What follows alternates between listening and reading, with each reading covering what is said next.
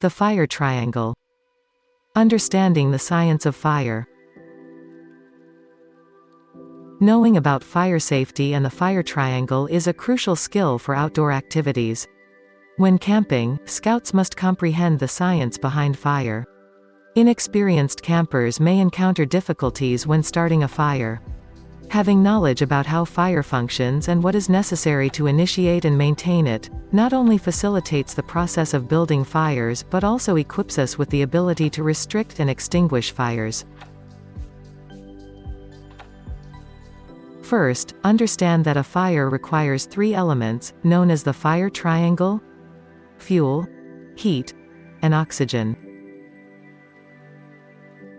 The first thing to consider in the science of fire is fuel. Fuel is the part of the fire triangle which you are burning. For a campfire, this would usually be wood.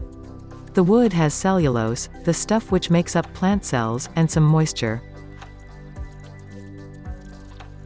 When you are starting a fire, you are heating the wood up and getting rid of the moisture. The fuel must be in contact with the heat source to ignite.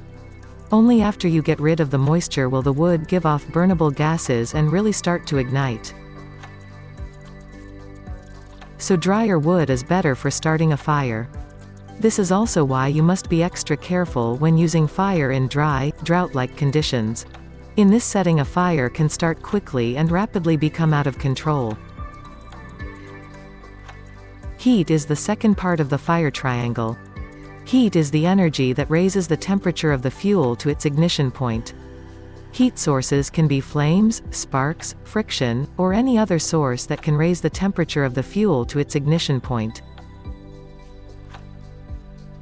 When a fire burns, a chemical reaction takes place, and the energy stored in the chemical components of the fuel is released.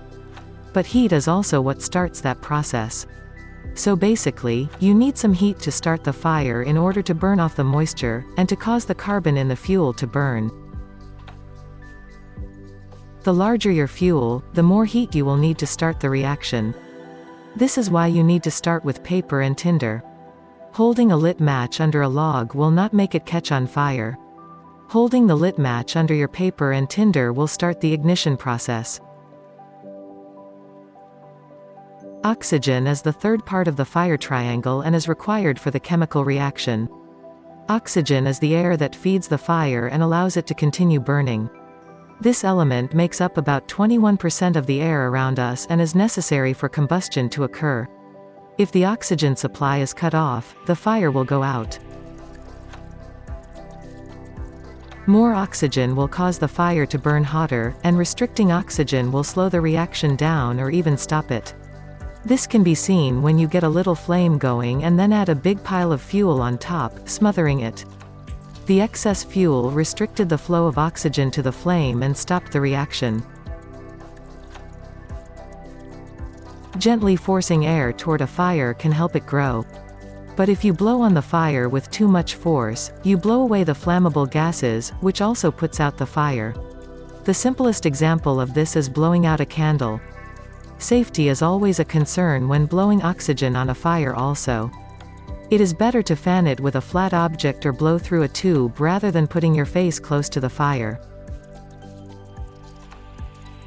Since oxygen is required for the reaction, removing oxygen can be a very effective way to control fire.